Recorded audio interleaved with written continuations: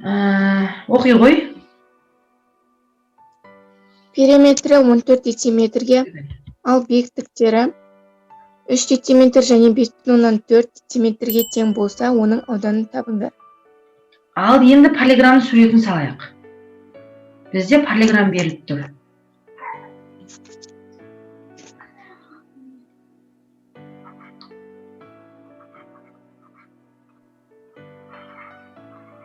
Екіде 225-тің әсін орындайын деп жатырмыз.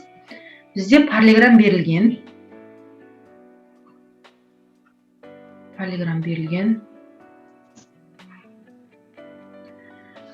Осы мына жерде А, яғни қарама-қарсы қабырғалар бұның тең болады және параллель болады.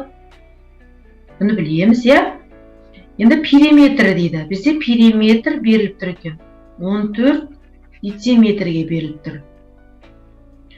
Ал биіктіктері 3 және 5,4. 3-ің сенің қысқа. Биіктік постоянно не болып түседі? Перпендикуляр болып түседі. Қысқасын осы жерге, үлкен табанға түсірген қысқаны осы араға жазайық. 3 дециметр деп қояйық. Ал үлкен биіктікті, екінші биіктік деп тұр ғой, екеуі бізде. Мынаны екінші ұзынды мына жерге жіберейік. Ол да перпендикуляр болып түседі. Бұл бізде 5,4 дециметр болсын. Енді бізге не дейді? Бұл жерде H1 3 дециметр, H2 5,4 дециметр берілген. Енді бізде ауданды тап дейді. Биіктіктер беріліп тұр, ауданды қалай табамыз? Енді бірінші периметр деп тұрғаннан кейін, бұның тіктөртбұрыштың периметрі, параллелограмм периметр екеуі бірдей болады. Периметрлері. Түсінікті ғой, иә? Қалай еді формуласы? Тең екі еселенген. Дұрыс, А қосылған В. Міне осы формуланы пайдаланамыз. Пи деген жерге 14-ті қоямын. 14, 2 жазамыз. Бізде А мен В белгісіз, оны қайта жазып қоямыз. Енді қысқартып жібереміз 2-ге. Сонда 7 тең А қосылған В болды. Дұрыс па, осы жерге дейін түсінікті болды ма? Иә. Енді не істейміз? Формуласы жазайық. Қалай еді формула бізде? Параллелограммның ауданы формуласы қалай еді? S тең А көбейтілген 2.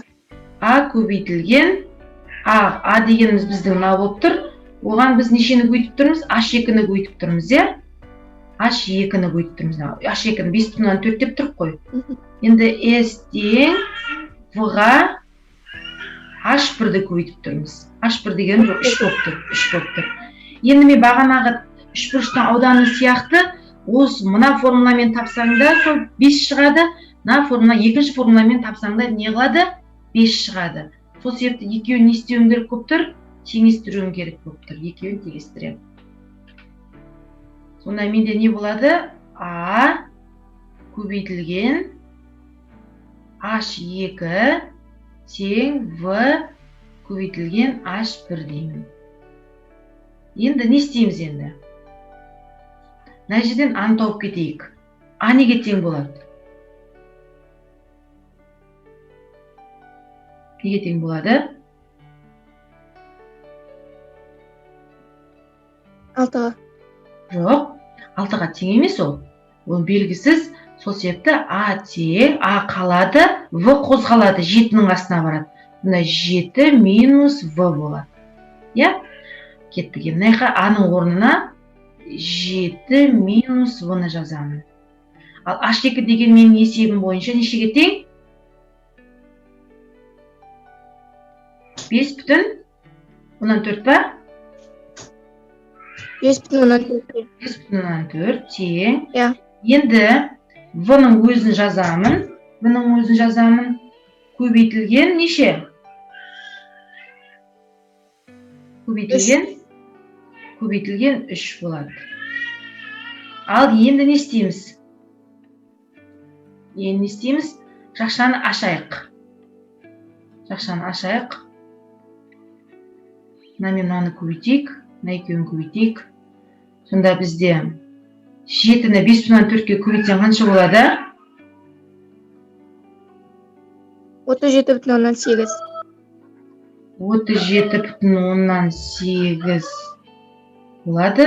Сосын минус 5/4 В болады екен. Ал мына екеуінің орындарын ауыстырайық, сонда 3 В болады екен.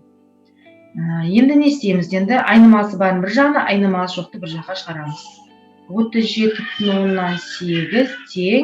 Так, екеуін қосайық. Сонда қанша болады? Екеуін қоссақ, өйткені 5/4-іміз теңдікті 8,4 В. Сонда 8,4 В. 8/4 В болды. Енді бізде мынау көбейткіш, көбейтінді болып тұр. Осы жерден бұны тауып аламыз. В неге тең? Екеуін 10-ға көбейтіп жіберейік. Екеуін көбейтсең 378 болады, мынау 84 болады. Так, сосын екеуін бөлеміз. Қанша болады екен сол кезде? 4,5 болды. 37,8-ді бөлеміз. 8/4-ке 4,5 болады екен, иә? 4,5 болды. Енді не істейміз? Бізде В шықты. В бар. Енді мына форманы қолдана салайық. S тең В көбейтілген H1 деген форманы қолдана саламыз. Бізде дайын тұр уже. S тең В дегеніміз біздің 4/5. H1 дегеніміз бізде нешеге тең? 3-ке тең ба? Иә. Енді 4/5-ті 3-ке көбейтейік. Мұнда қанша болады екен? 4/5 3-ке көбейтсек 13,5.